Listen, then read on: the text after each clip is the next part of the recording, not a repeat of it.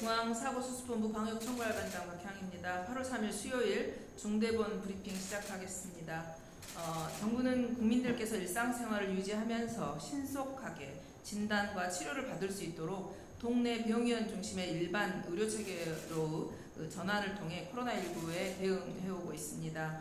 오늘 중대본 회의에서는 일반 의료체계 전환이 현장에서 차질 없이 시행되도록 준비 상황들을 점검하고 또 논의를 했습니다. 이달부터 집중관리군과 일반관리군을 따로 구분하지 않고 증상이 있는 경우 조기에 대면 진료를 받을 수 있도록 개편한 바 있습니다.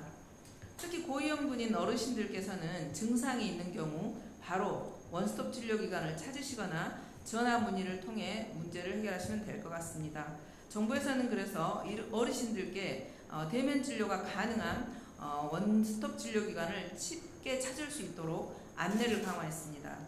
먼저 보건소와 선별진료소 등에서 검사를 하신 경우에는 안내문을 통해서 그 내용을 알려드리고 또 네이버와 카카오와 같은 포털 사이트를 통해서 원스톱 진료기관을 확인하실 수가 있겠습니다.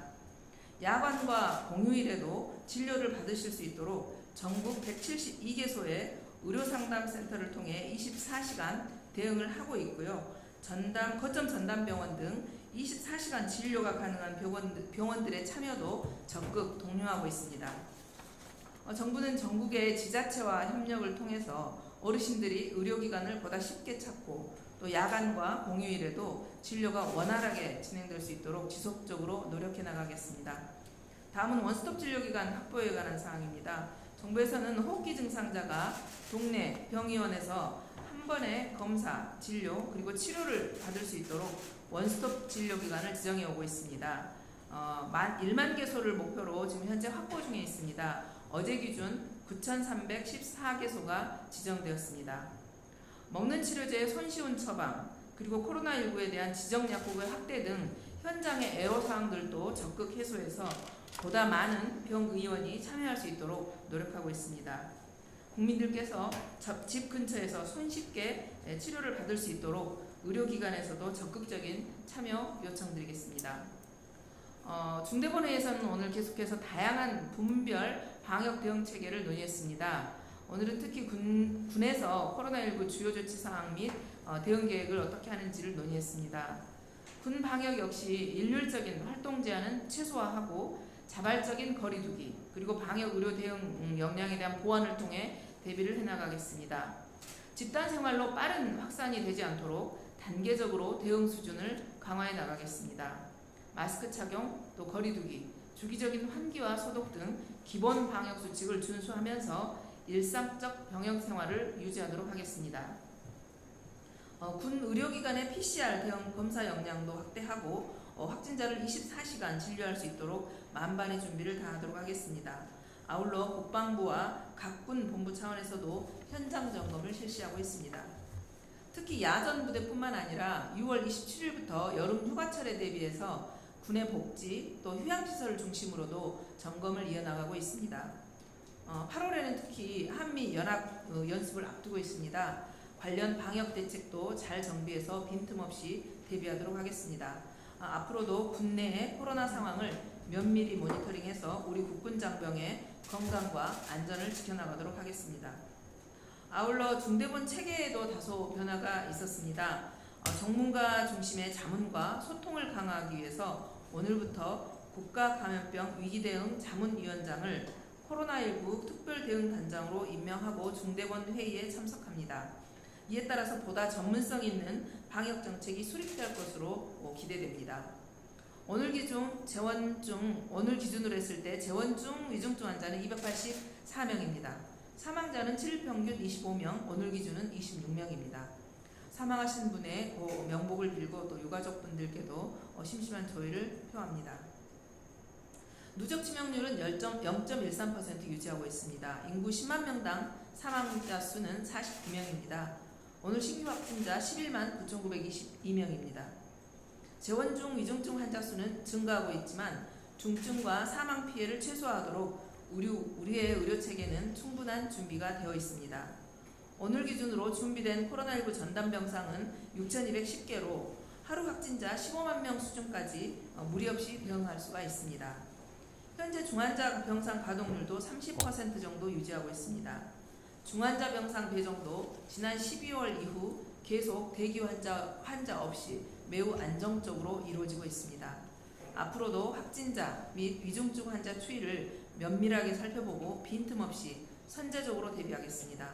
국민 여러분께서도 마스크 착용, 손 씻기, 외출 자제 등의 일상 방역 수칙을 꼭 준수해 주시기 바랍니다.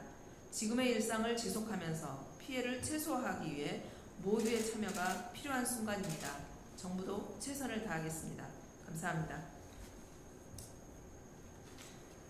네, 다음으로 정기석 국가감염병 위기대응 자문위원회 위원장의 말씀이 있겠습니다.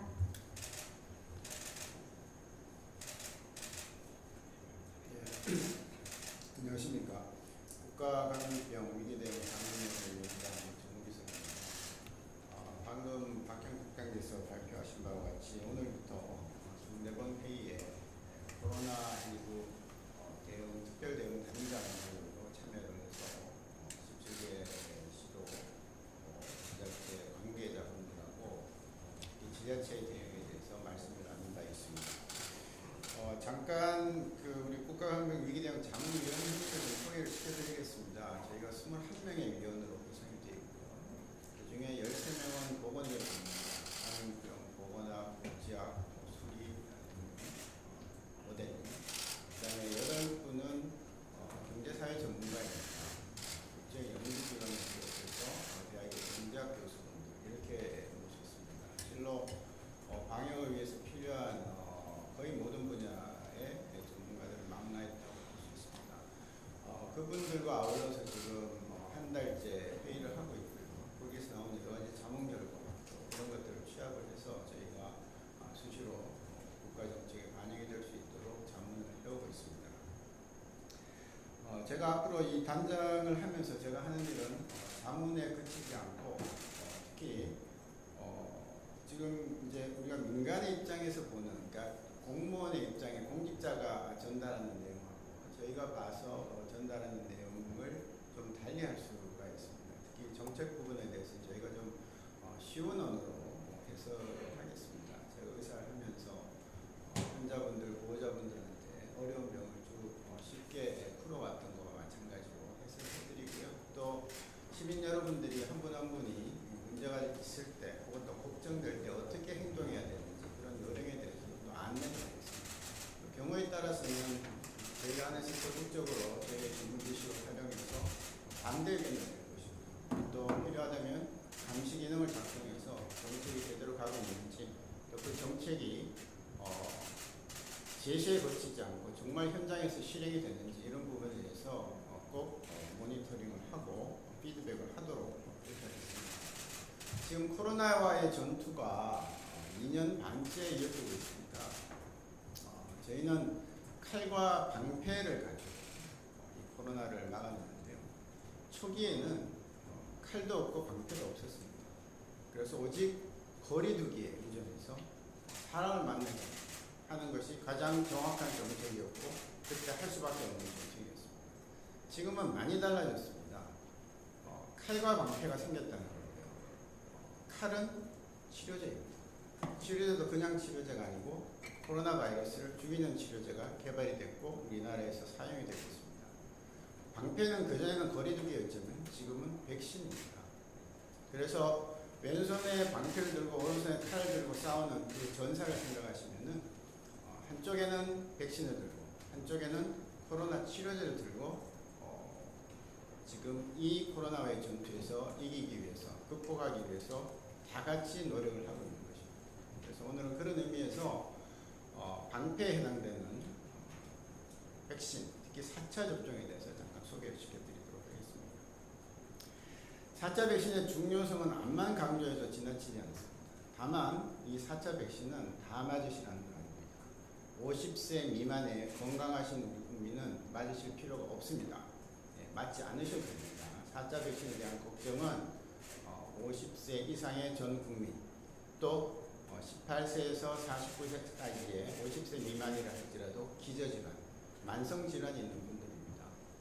콩팥이 나쁘다, 간이 나쁘다 등등 여러 가지 이유로 병원에 규칙적으로 다니면서 약을 쓰고 있는 분들에 해당이 되겠습니다. 그분들은 반드시 백신을 맞으셔야 됩니다. 왜냐하면요, 지금 그 대상자들은 50세 이상 전 국민이 한 2천만 명, 그 다음에 18세에서 49세 기저질 환자가 한 30만 명입니다.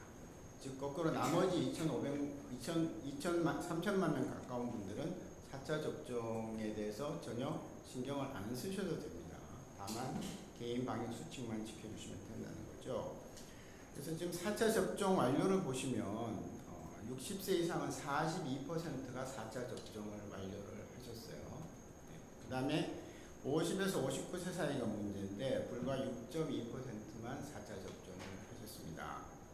그리고 다행히 기저질환자들은 많은 분들이 4차 접종을 하셨습니다. 그래서 이 부분을 조금 더 올려준다면은 그분들이 만들어내는 중환자와 사망자 숫자가 많이 줄어들 수 있다. 왜냐하면 50세 이상이 차지하는 중환자와 사망자는 거의 대부분입니다. 90%가 훨씬 상회하고 있기 때문에 50세 이상만 조심해서 우리가 그분들을 잘 관리한다면 스스로 또 관리를 하신다는 백신을 맞으시는 것으로 우리가 지금 보고 있는 0.06%라는 치명률은 더 떨어뜨리게 우리가 인위적으로 할 수 있다는 것이죠. 그리고 또 한 가지 오늘 4차 접종하고 상관이 없을 수도 있지만 3차 접종 완료율이 18세 이상 75%입니다. 전 세계적으로 굉장히 높지만 아직도 25%가 3차 접종을 안 하셨다는 거죠. 그러니까 기초 접종이라고 부르는 1, 2차 혹은 얀센을 맞으면 한 번 맞은 분들하고 3차 접종을 합니다. 그러니까 기초 접종과 3차 접종 사이에서도 굉장히 위험률이 감소시키는 큰 차이가 있습니다. 그렇기 때문에 3차 접종을 안 하신 분들은 이 기회에 꼭 맞아주시기 바라고요. 저희가 이 4차 접종을 강조하는 이유는 여러 가지 이유가 있습니다. 몇 가지 데이터를 드리면은 국내 연구가 151만 명을 대상으로 했는데 감염 예방 효과가 20% 밖에 안 됩니다. 그래서 저희가 4차 접종을 권하는 50세 이상 국민들은 4차 접종을 맞으셔도 감염을 피할 확률은 그렇게 높지 않습니다. 그러면 왜 백신을 맞느냐? 중증화하고 사망이 줄어듭니다. 무려 절반이 줄어듭니다. 정확한 수치는 중증 예방 효과는 51%, 사망 예방 효과는 53%입니다. 물론 오래 가지 않습니다. 오래 가지 않는 거 왜 맞아야 되느냐? 그러나 단기적으로 그 효과를 보시고 나면 언젠가는 지금보다 더 좋은 개량 백신 나올 때 진짜 효과를 볼 수 있는 백신을 기다리면서 단기적인 위험을 피해가는 거죠. 소나기 피해가는 거와 마찬가지입니다. 외국에서도 미국 같은 경우에는 한 30만 명 대상으로 쭉 연구를 했는데 입원 예방이 50% 이상이더라. 또 스웨덴 같은 경우는 요양시설에 있는 아주 약한 분들로만 했는데 사망 예방이 31%더라. 또 이스라엘 같은 경우는 아주 연구를 제일 많이 했죠. 60세 이상 했더니 18만 명 갖고 했더니 감염 예방, 중증 예방, 사망 예방이 50%, 60%, 70% 이런 식으로 굉장히 높습니다. 물론 그 나라하고 우리나라는 여러 가지가 다릅니다만은 여러 가지 자료를 보더라도 적어도 중증과 중환자실에 실려갈 확률, 또 그것 때문에 돌아가실 확률을 50% 정도는 막아준다는 것입니다. 그래서 다시 강조드리지만 50세 이상의 전 국민 그리고 18세에서 49세까지의 만성 질환자들은 4차 백신을 꼭 맞아주시기를 간곡히 강조드립니다. 병원은 안 걸리는 게 상책입니다. 제가 의사지만 다 병이 걸려서 오는 분들을 보기 때문에 예방할 수 있는 병은 안 걸리는 게 제일 좋고 다행히도 코로나19는 백신을 맞으면 안 걸릴 수가 있는 유일한 백신이 있다는 것. 그 다음에 감염병은 예방 주사가 있는 경우에 백신이 있는 경우는 반드시 맞는 것이 원칙이라는 것입니다. 참고로 저도 3차 접종을 하고 코로나에 또 걸렸습니다. 지난 3일달에. 그러고도 며칠 전에 4차 백신 접종을 했습니다. 그래서 스스로 본인이 잘 알고 있는 약한 부분 그리고 고위험군에 속하는 정부가 계속 홍보해왔던 전문가들이 얘기해왔던 고위험군들은 반드시 4차 접종을 완료하시고 안전한 가을을 맞으시기를 요구드립니다. 감사합니다. 네, 지금부터